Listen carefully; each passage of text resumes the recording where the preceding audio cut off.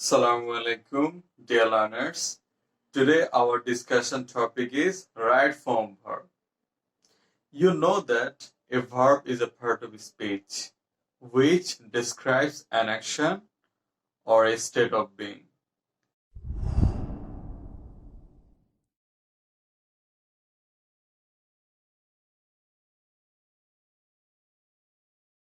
When a sentence is in present tense and the subject of the sentence is third person singular number, we add s or es with the main verb.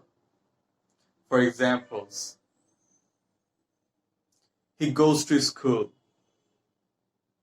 My father writes something. In these two sentences, you find that I added s or yes with the main verb on the basis of the subject because the subject is third person singular number.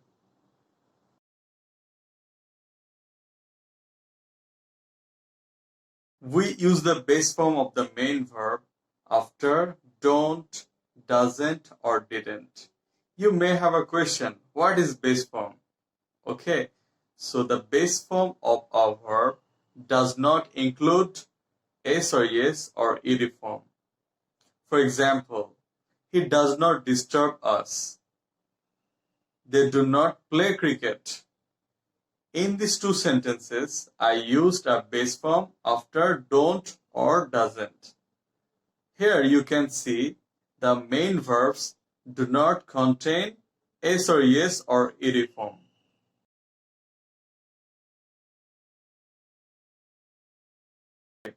Infinitive is a non-finite verb. The structure will be 2 plus base form of the verb. For examples, he has decided to go. He wants to do something. In the two sentences, you can see after to, I have used the base form of verb.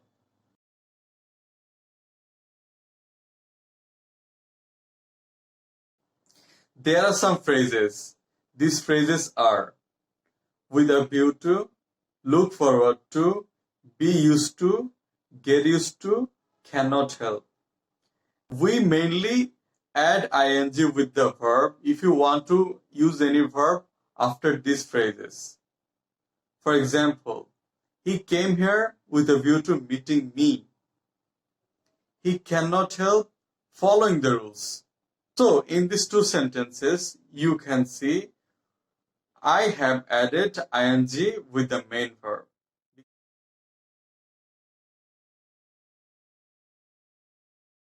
Sentences start with here or there, but here and there are never subjects. At the time of using the right form of verb, we have to consider the words which are placed after the verbs. For example, there are 3 persons in the room. So here we have considered the phrase 3 persons as the subject of the sentence, and based on the phrase we are using the right form of verb, which is are.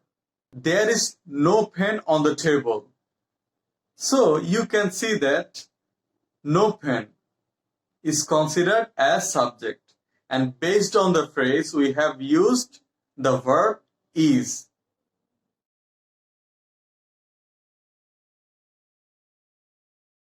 We use modal auxiliary verbs to describe ability, possibility, obligations, etc. These modal auxiliary verbs are shall, should, will, would, can, could, may, might, must, etc.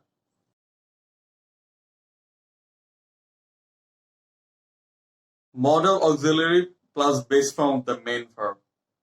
For example, he should do the work. He must solve the problem. Here you can see that after modal auxiliary verbs, we have used the base form of the main verb. Modal auxiliary verb plus be plus present participle of the main verb. Present participle means verb plus ing. Okay, so he will be doing the task. they will be playing cricket. Here you can see that we have used the present participle of the main verb, that means ing, after will be. Modal auxiliary verb plus be plus first participle of the main verb. The rules of the institution must be followed. The task should be done. So here you can see that I have used the past participle of the main verb after modal auxiliary plus be. You can also say that in this type of sentences, the subject is inactive, and this can be related to passive voice. Okay, thank you so much for watching the video. Allah Hafiz.